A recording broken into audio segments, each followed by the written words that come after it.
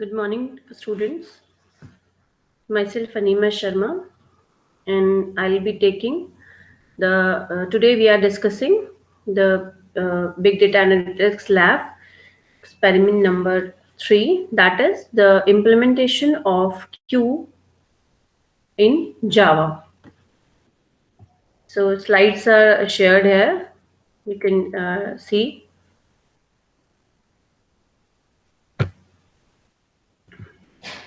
So we start with the definition of Q, understanding what is Q, and then we'll go to the implementation part. So Q is an abstract data structure similar to stacks.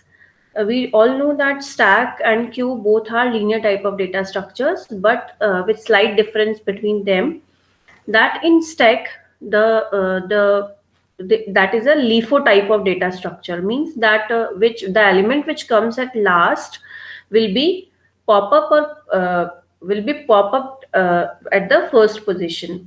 But in the queue, exactly the opposite thing happens, that queue is open at both its ends. One end is always used to insert the data, and when we are inserting data in the queue, then that operation is known as enqueuing, and other is used to remove the data, and when we are going to remove the data from the queue, then it is known as dequeuing. So the basic operation or the basic implementation of queue is the enqueuing and dequeuing of the data. So like stacks in queue is a linear type of data structure which follows a particular order in which the operations are performed. The order is in, first out, FIFO. The good example of queue is in any queue of consumer for a resource where consumer that came first is served first. So in our daily day-to-day life, we'll see the queue at the cinema halls, at the consumer uh, uh, consumer standing for some resources. So the customer which comes at the first position will get out from the queue at the first place. So whatever data comes at first position, that will be leaving the queue at the first position only. So the difference between stacks and queues is in removing. In a stack, we remove the item the most recently added, and in the queue, we remove the item that is least recently added. This is the basic difference between a queue and a stack. So, as earlier I have discussed that there are basically two type of operations in the queue, and the basic operations are enqueuing and dequeuing. So, what is enqueuing? Adding an item to the queue. If the queue is full, then it is said to be overflow condition. So, when we are inserting an element in the queue, then that operation is known as enqueuing. But while inserting in a queue, we have to check it out that whether the queue is full or not, and if the queue is full, then what happens, then the overflow conditions comes into the picture. And the second operation, the basic operation, is dequeuing is removing an item from the queue. The item are popped in the same order in which they are pushed. So while talking about the queue, we will uh, insertion and deletions are in stack it is known as popping and pushing, and in inserting and in queue it is known as unqueuing and dequeuing. If a queue is empty, then it is said to be underflow condition. So if we want to delete something from the queue and already the queue is empty, then what happens, then it seems that there is no item to be deleted, and if there is no item to be deleted, then what we will delete, then that condition is known as underflow condition. So uh, in queue, similarly, in stack, we deal with top of the element here, though in that top is the counter element there.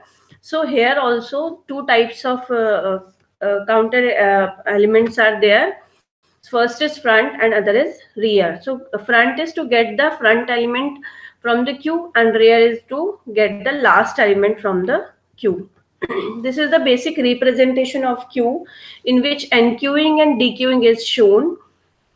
When we are inserting an element, then it will insert from the rear end, and when we are deleting some element, it will delete from the front end. So after this, we'll discuss about the applications of a stack queue. Sorry. So applications of queue are: queue is used when things do not have to be processed immediately. When we have to buffer something, then we will use queues, but have to be processed in first out order. But later we have to process the things later, but in order in which they are entered in the queue. So in that case, we will use queue data structure. Order like batch first search, this property of queue makes it useful for many kinds of applications. First, when a resource is shared among multiple consumers, example includes CPU scheduling, disk scheduling, which we have discussed earlier in operating systems also. These types of schedulings are done with the help of queue. When data is transferred asynchronously between two processes, example input output buffer, pipes, file out, input output, etc. So these are the, when we want to buffer something, then will we use queue there. So now in our experiment, we have to implement this enqueuing and dequeuing part in the Java. So the queue interface present in the Java util package and extends the collection interface is used to hold the elements about to be processed in FIFO manner. It is an ordered list of objects with its use limited to insert element at the end of the list and deleting element from the start of the list. It follows the first in first out principle. So here is a code which is in Java. So step by step we'll be understanding this. So first we have to, what we have to do, we have to actually import some packages in the program so that we can use their, we can use the Java library and Java functions there. So by import this, we have to add up some input output packages there.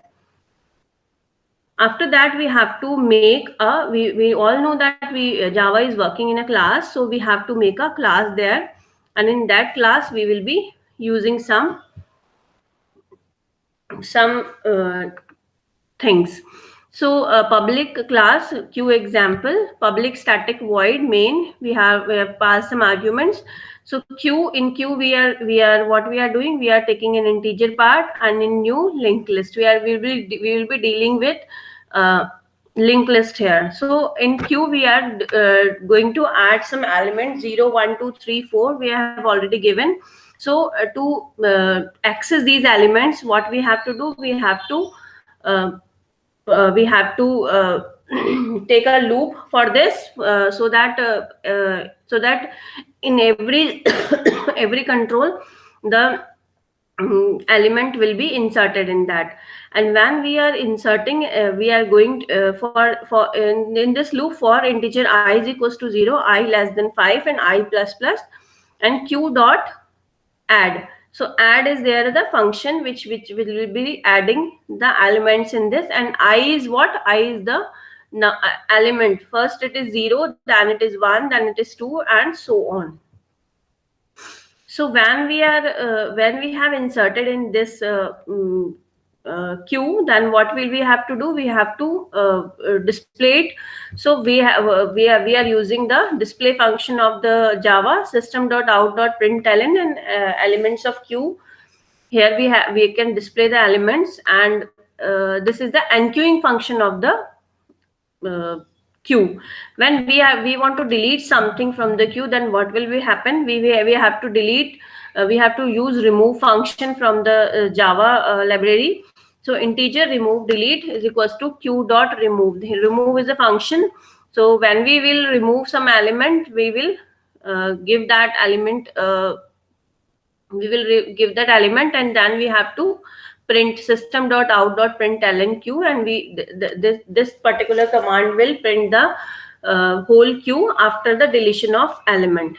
To view this head, what will we do? Integer head is equals to q dot peek. This is the another type of function, but this is not a basic type of function. So basic type of function is insertion and deletion. So by this println function, we can print the whole queue. the output of the queue is what? Output when we are inserting some elements in the queue, as we have given in the program 0, 1, 2, 3, 4, then it will be what? It will be printed as 0, 1, 2, 3, 4, because queue is a linear type of data structure, so every element should be printed in a sequence.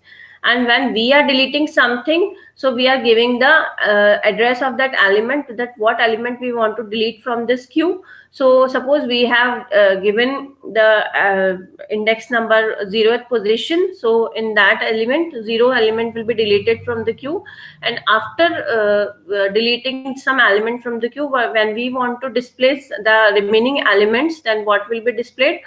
1, 2, 3, 4. In similar ways, when we want to delete something, then we can use this remove function, and when we are adding something in the queue, then we will use the add function. I hope this whole program is clear to you.